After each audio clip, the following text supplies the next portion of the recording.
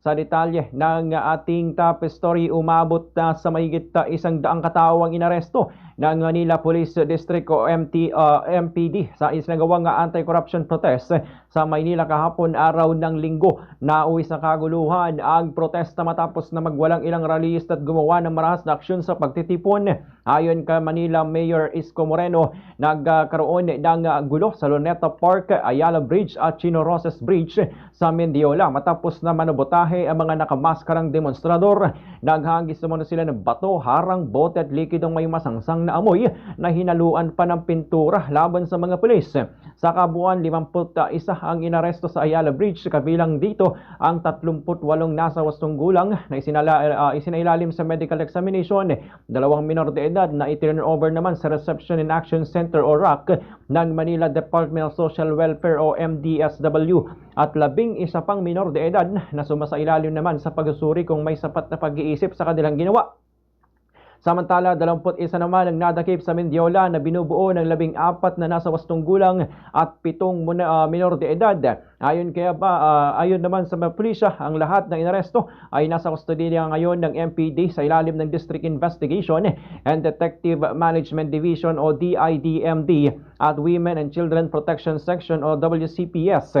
Naharap sila sa mga kaso gaya ng malicious mischief, paglabag sa Anti-Barricade Act at iba pang kaugnay na kaso. Tiniyak din ng opisyal na ang mga menor de edad ay maayos na pinoproseso katuwang MDSW upang masiguro ang kanilang kapakanan.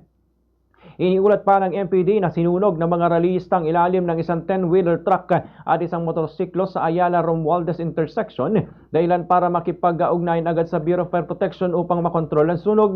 Mula noon ay nagtungo ang mga rallyista sa Mendiola kung saan lalo nilang pinaigting ang kaguluhan sa pamagitan ng paghahagis ng debris at molotov bombs, pagsusunog ng placards at tarpaulins at pagbandalize sa mga pag-aari o ari-arian ng pamahalaan. Nagbigay naman agaran lunas sa mga otoridad sa mga nasugatan sa naturang insidente.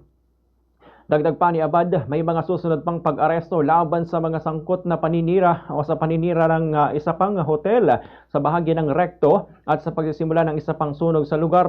Sa kabila ng mga kaguluhan, sinabi naman ng Philippine National Police na sa pangkalahatan ay naging mapayapa ang anti-corruption rally sa buong bansa. Ayon kay Acting PNP Chief Lieutenant General Jose Melencio Nartates Jr., nagkaroon lamang ng ilang insidente na gawa ng pasaway ng mga rallyista. Ngunit sa kabuuan ay naging maayos naman ng maraming kilos protesta dahil sa nakipagkooperasyon ang karamihan sa mga kalahok.